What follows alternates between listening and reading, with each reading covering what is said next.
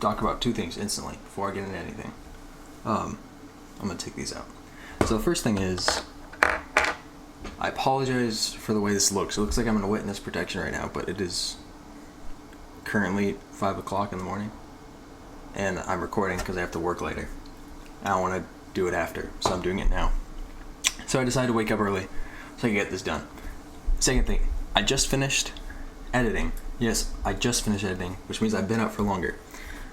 And, God, that first video I recorded was so bad. It was all over the place, and I knew it when I was doing it, but I don't even know if I'm going to post at this point. But if I did, that one was about how all forms of political content create extremism to some extent. And I think it's a good topic to cover, but I just did such a bad job at it. If it's there, I recommend you don't watch it. A little bit of reverse psychology right there, trying to trick you. But this one, now I'm recording a video that I actually kind of have scripted, so hopefully this works. So if I'm looking down, I'm cheating. Now you know. So this one is going to be about pretty much the two-party system. As I said in the first one, again, if it's not up, I should probably explain. I did a lot of research about these things because I just wanted to make videos talking about them, but I wasn't super knowledgeable, so a lot of this is opinion-based, but a lot of it's also based on the research I did. So hopefully, I found good sources that, make sense and don't make me look like an idiot. But if I did, then I'm fine with looking like an idiot, so it's okay. Obviously, we all know American politics are completely dominated by two parties, and I don't really need to explain any more than that. We all know this. In the two-party system, although I made the video talking about how social media plays a big role in extremism, I think the biggest contributor to extremism is that two-party system. To begin, I looked at an article from Columbia Business School. Again, a lot of this is just like first-page Google results, so I don't know exactly how credible these are, but it sounds pretty credible, I think. It was citing a study in how it found that engaging with members of the opposite party actually had a reputational cost between members of the same party. So say I'm somebody on the right, and I go and I talk to somebody who's on the left, just because, whatever. That has a reputational cost between me and my friends who are on the right. And the funny thing about that is the reason it has a reputational cost is not because of the ideas that might have been discussed, but rather the fact that it is simply a person who is of the opposite side as you. Which kind of goes into this idea of how this two-party system, it creates that tribalism, right? My side is better than your side because it is, and that's the only reason I need. And I find this kind of ironic because both sides of the political spectrum are always talking about how they're the side of truth and nuance and being right and all that, right? So I find that messaging to be very ironic considering the truth that, neither side really is, because if they were, they would fully engage with conversations with the other side completely, and it wouldn't be a problem. Oh yeah, by the way, I forgot to mention, the reason I'm wearing a hood is because I woke up at 4. Like I said, I woke up early and I didn't feel like doing my hair, so I covered it with the hood. So I'm not going to take it off, and you're going to have to deal with that. I don't know if you care, but I would be like, why is this weirdo wearing a hood inside? I don't know. Okay, anyway. So the concept I was talking about how there's a reputational cost. I kind of relate to the lots of discussion and debate. Nobody can seem to do that respectfully anymore. A debate, for example, has really just become a place to win, right? It's become a place not to learn, but to prove somebody else wrong. And I think that's a very bad thing. And that is it's well demonstrated in this video. It was by Jubilee. And it was Jordan Peterson, and he was debating people on religion, right? So, they're going through, they're talking about religion. It's one of those ones where it's in a circle, and everybody just kind of, they hold up flags, kick somebody off, and then everybody runs to the middle to try and talk to the guy. They call it like surrounded or something. If you've seen it, you know what I'm talking about. And eventually it gets to the point where one person gets up and they bring up a really good point and they challenge him on something, right? Something that he wasn't explicitly stating, they challenge him on that, which is good. You should do that. But instead of like engaging with the discussion further and admitting, yeah, I might be wrong, I should probably learn here, or, oh, this guy really got me on something, let's explore that, or simply just state what he was saying or is telling you to state in order to make the argument relevant, instead of doing any of that, he just kind of shut down and he dismissed it completely. And although he did that, which I think is worse, I think the other person did something that is also not good, where they just kind of sat there and they treat it like, they had a very smug attitude about it, and they treat it like some sort of gotcha, rather than, just wanting to explore an idea, which I think is part of the reason that Jordan Peterson was like almost acting offended by that like question, And obviously, I don't really need to explain why that's such a big problem, because it just kind of, both of those kind of relate to just how we're unwilling to, or I guess politically engaged people are unwilling to really debate certain ideas, because there's always like an emotional attachment behind them. So I segued pretty nicely into my next point about how there's always like an emotional sort of reaction to a political topic. And the reason for that is because political ideologies, they have their ideologies, right? And because there's only two, those two start to resonate with different types of groups of people a lot. So what happens, right, is you have this sort of, I don't really know if phenomenon is the right word, but that's what I'll use. You have this phenomenon where like religious people, for example, tend to be more Republican, right? So those ideas of religion get attached to those ideas of politics. So what ends up happening is it becomes more than just politics, right? Because if somebody says something that goes against your political views, you see that as going against your religious views as well. And also, to not accept an idea politically is to not accept one religiously. Just for one example, that's kind of what I see that ends up happening.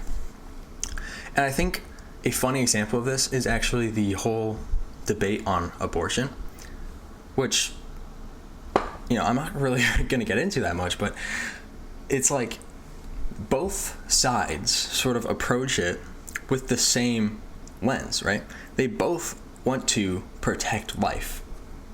That's the whole thing. Like, it's pro-life and pro-choice, right? Those are the two sides. But both sides, ironically, want to protect life. That's ultimately what it's about, right?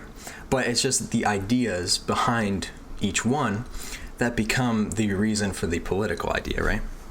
So somebody who's religious is usually against abortion because, of what their religion teaches and how they believe that, I'm not saying this is right or wrong, but how they believe that, instantly,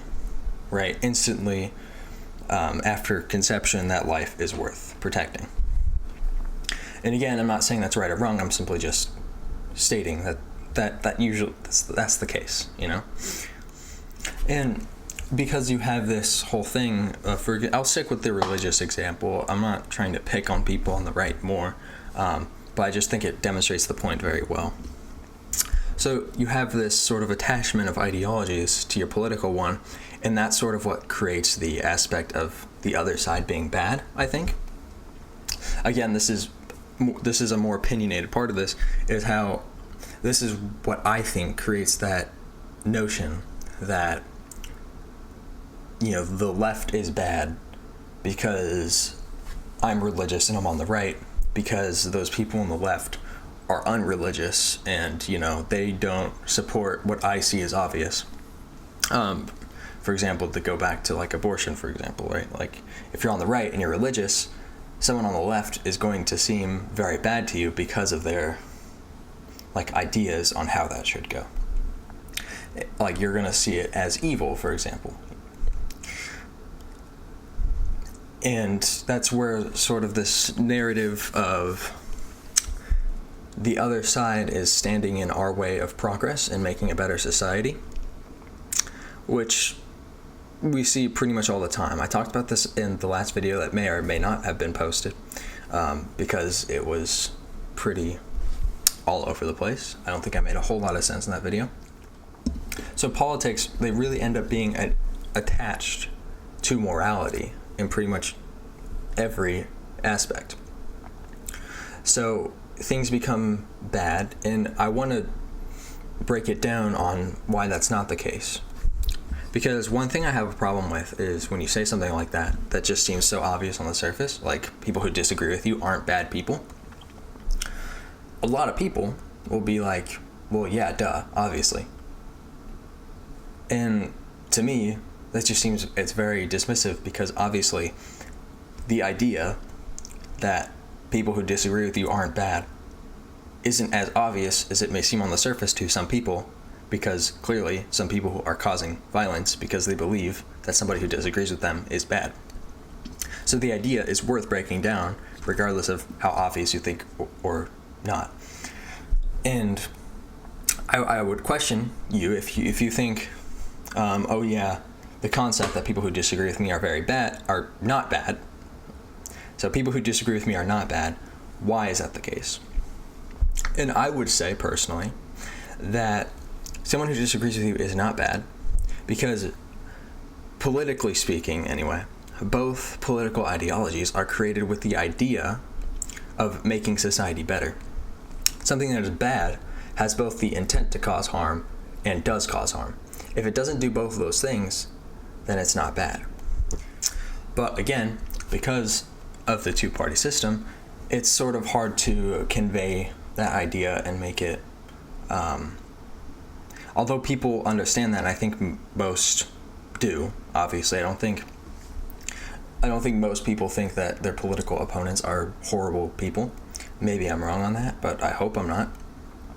But because of they're going to treat it that way regardless, I think. Even if they don't think somebody's bad for disagreeing with them, they're going to treat it as if that's the case. Because again, you have them standing in the way of your personal progress and societal progress as a whole. And I think the reason for that is because you have people who are so politically involved and so politically engaged, it creates an environment where, like, being independent is the hardest option, because like you're kind of left without options, right? If you don't, like, I'm gonna go find this here. Oh yeah, okay. So 18 to 49-year-old adults, 53% of them say that there's a candidate, or the candidates who are running don't accurately support their views. And I think that's very important to look at, because you have a lot of people who are independent. There's more independents than Republicans or Democrats, right? So most Americans are independent, and a lot of them who are younger also say that there's not a candidate who accurately supports my views. And I bet you, I didn't do this, but I guarantee, almost, don't want to guarantee, but I almost guarantee that if you were to look into that, a lot of those independents are going to be people who are younger. Because as things have grown and evolved, I think a lot of people sort of understand how bad the two-party system is.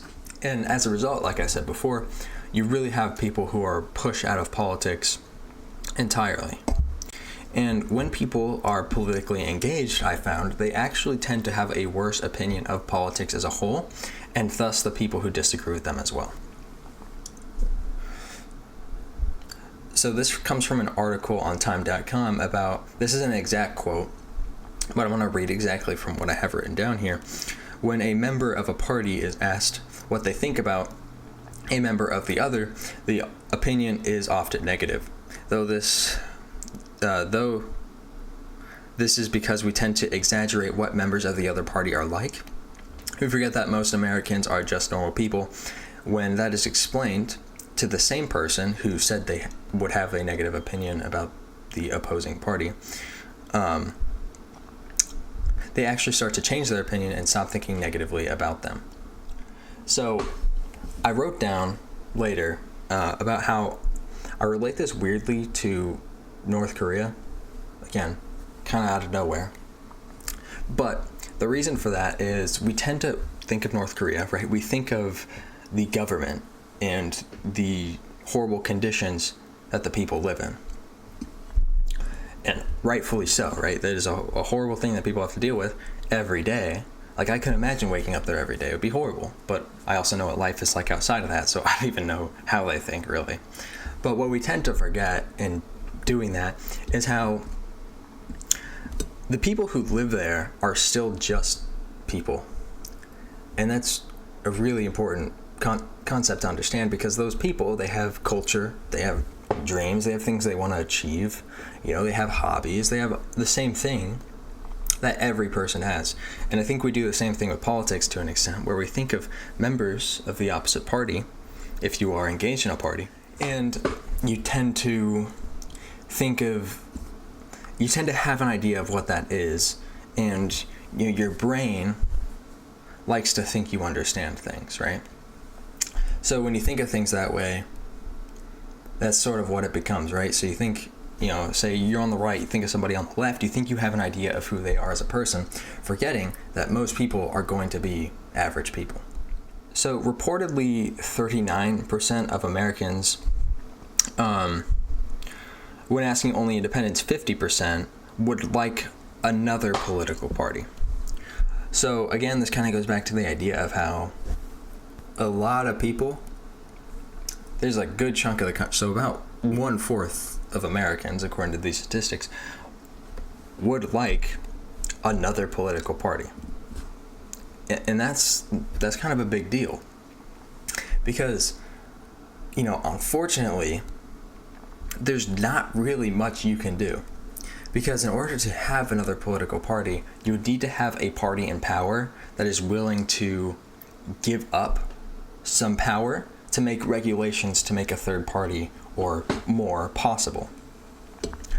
So, I can't sit here and imagine that it's likely that Trump and the other Republicans who are currently in power are going to be like, you know what, we need another party.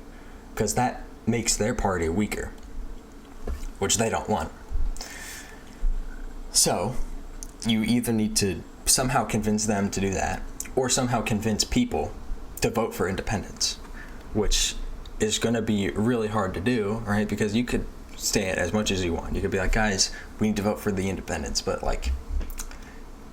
people aren't going to do that, right? Because voting for an independent has become known as just being a throwaway vote. It's a vote to show that you don't want to support either candidate. That's what it's become. So the third parties are simply a joke. And I wrote down that it's completely possible. I looked at other democracies and how a lot of them, they end up having two parties that are pretty dominant. A lot of the time, two parties control a lot of politics, but they don't own it, right? There's not only two parties. I saw that in Canada, there's currently 5 parties in power. I think it was in the House of Commons specifically. I don't remember what it was for the Senate. But yeah, I looked into the Canadian government a little bit, and they have more than just two parties in power, which I think is a very important thing, because a third party or more parties becomes a way to hold the two that have the most power in check, right? And it becomes a way for the people to do that, right? We talk often about how in the American government we have a lot of checks and balances, but I don't think there's a lot of checks and balances in place for the people who, in theory, should do a lot of the government work in a democracy. And, like I said, there's unfortunately not a lot we can do to solve this. And that's just how it is. There's no real good ending to this. This is just how it is. We can't go back and, restart the game and get the good ending this time. This is just kind of the way it is. and it causes a ton of problems, and it creates a lot of separation between people, and that is truly unfortunate. But I don't know what the hell to do about it if, you know, the solutions are very unlikely to happen. So that being said, that's really about all I have. So I hope this one, I think I did a way better job in this one than the last one, and part of that is because I had things written down. I don't know why I didn't in the first one. If I did post the first one, you should maybe just open it in a separate tab so I get the view. And then, you know, we can call it a day, fair exchange, you know, but don't watch it. Just put it on mute in another tab and then just ignore it. If you're watching on mobile, just don't bother. Just ignore it. I